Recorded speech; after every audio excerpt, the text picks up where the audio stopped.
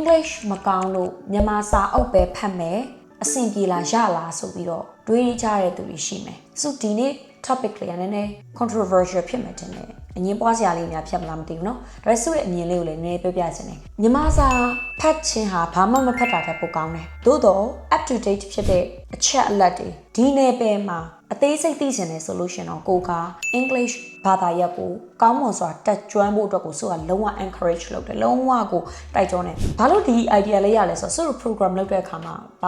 ာပြောကြလဲဆိုတော့ဒီ program မှာမဆူမြန်မာစာရေးပြီးမှမဟုတ်ဘူးလား English ပြီးရလားဆိုတဲ့သူတွေရှိတယ်ဒါပေမဲ့အဲ့ဒီသူတွေကပဲနောက်ကျတော့သူတို့ကအင်္ဂလိပ်စာတွေကိုအမြန်ဆုံးဖတ်နိုင်တဲ့သူတွေကလည်းသူတို့ပဲအဲ့ anyway အဲ့ဒါနောက်မှဆက်ပြောမယ်ပေါ့နော်အဲ့တော့အဲ့လိုမျိုးမေးကြတဲ့အခါမှာစုအနေနဲ့မနှမ်းပြောဒီခေတ်မှာ AI ကိုဘာသာပြန်စ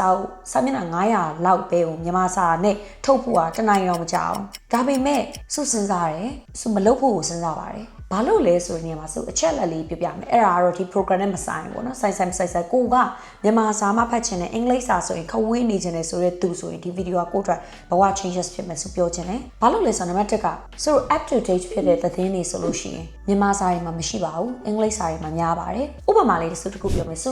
တို့မြန်မာစာမှာလည်းစိတ်ပညာကိုအကျယ်တဝန်း curriculum တွေရှိတာပဲမသိဘူးလားဆိုသင်တာအများကြီးရှိတာပဲမြန်မာတွေမှာလည်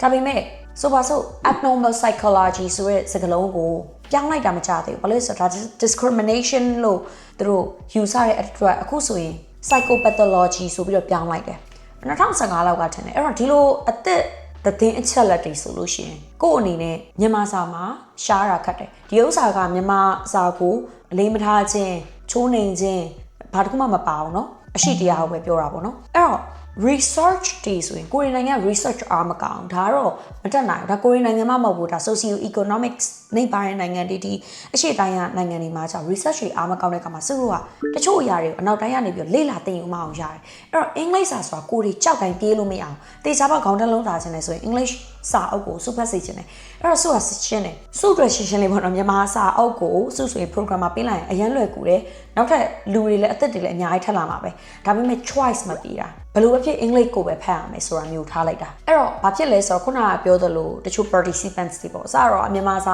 ဘဲဖတ်နေကြအင်္ဂလိပ်စာကိုတပွားအလုံးမှာတစ်ခုတော့မဖတ်ဘူးဆိုတဲ့သူတွေတကယ်နဲ့ဆွေးနွေးရဆိုတဲ့အခါမှာကျတော့အရန်ကိုလွယ်ကူဆွေးနွေးလို့ရတယ်ဒါပေမဲ့ဆိုကလည်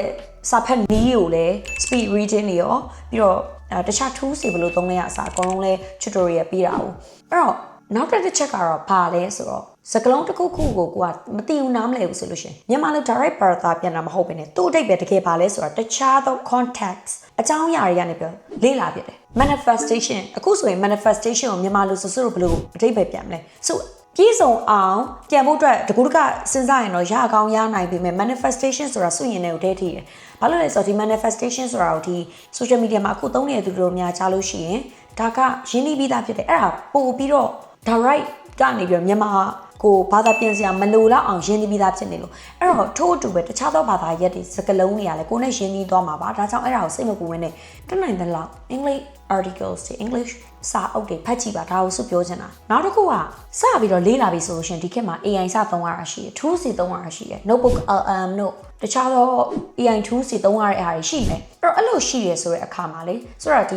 ဆိုတော့ programmer ဆိုလို့ရှင်လည်းရှင်းတယ်ဆိုတော့စာပဲဖတ်ပြီးတော့ action ပဲလုပ်တာမဟုတ်အတွေ့အကြုံလက်တွေကိုပြောင်းတယ်အနိုင်ဆုံးကတော့အဲ့လောက် bare minimum တော့အဲ့လောက်ဖြစ်ရမယ်ဒါပေမဲ့တခြားတိုးတက်တဲ့ဥစ္စာတွေအများကြီးပဲအဲ့ AI tools တွေဆိုရင်ဓာတ်ပုံတွေနဲ့ summary ပြန်ထုတ်ပြီးတော့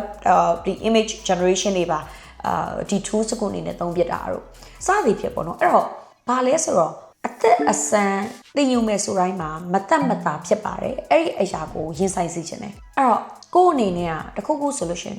English စာကြောက်တယ်မြန်မာစာဘဲလေ့လာမယ်ဆိုတော့ဒီ limited mindset ကိုမထားစေချင်ဘူး try ကြည့်ပါစုကိုရိုင်းလည်းအမှန်တမ်းပြောလို့ရှိရင်အင်္ဂလိပ်ကျောင်းကလည်းပြီးတာမဟုတ်ဘူးအင်္ဂလိပ်စာတအုပ်ဆိုတာအရင်တော့စဉ်းစားတော့မစဉ်းစားဘူးပြီးဖို့အတွက်ကိုဒါပေမဲ့လေအရင်ထူးဆန်းတာပါလေဆိုစုခုသမိုင်းကျောင်းစာအုပ်တွေဖတ်လို့ရှိရင်စုဖတ်တာ maybe စုတစ်ပတ်ကြာမှာပေါ့နော်ဒါပေမဲ့စုရဲ့ self help book တွေဖတ်တဲ့အခါ psychology books တွေဖတ်တဲ့အခါမှာသူရဲ့ terminology ဒီ terms တွေကစုနဲ့အရင်ရင်းနှီးနေပြီအဲ့တော့ပြောချင်တာပါလဲဆိုတော့ကိုစိုက်နေတတ်တဲ့နေပယ်တွေကိုပထမဆုံးလေ့လာတဲ့အခါမှာခက်ခဲတာမျိုးရှိတယ်စိတ်မပူနဲ့3-4အုပ်ခက်ခဲလိမ့်မယ်ဒါပေမဲ့5-6အုပ်လောက်ကြတော့ပုံမှန်လဲဒီစကလုံးတွေတွေ့နေကြဟိုစကလုံးတွေတွေ့နေကြဆိုတဲ့အခါမှာကိုယ့်အကိုပိုင်နိုင်နေဆွဲခံစားချက်ဖြစ်ပါမယ်ဒါကြောင့် သူများတက်ခေါင်းတစ်လုံးသားချင်တယ်ဆိုရင် English စာကိုလေ့လာပါလို့ဆိုတာပြောချင်ပါတယ်